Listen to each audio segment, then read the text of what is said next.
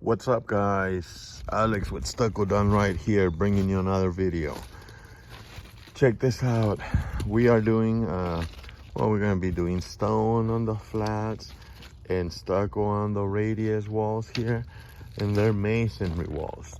And it might seem like a joke or like an overkill to install the water resistant barrier, the black paper, 2 layers of it,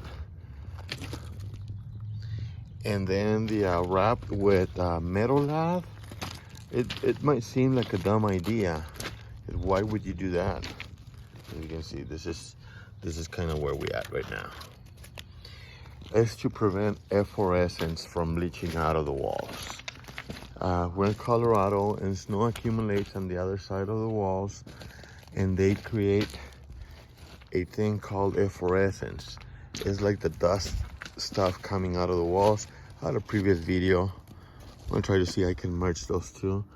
But look, that's just a slight little visibility of efflorescence. But the wall over there was full of efflorescence, and that's why we opted to install lath before any hot cross stucco.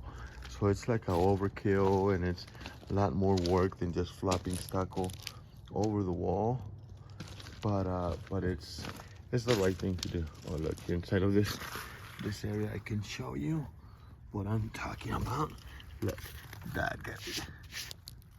Look, that stuff, that efflorescence will bleach through the stucco, and it will ruin your stucco or ruin your stone. So to prevent that, vapor barrier is the way to go. Cool. All right, guys. Well, hey, thanks for watching another one of my videos. You know, it's always nice to show what we do in our industry. So this is what we got. Again, thanks for watching. Alex with Stucco done right.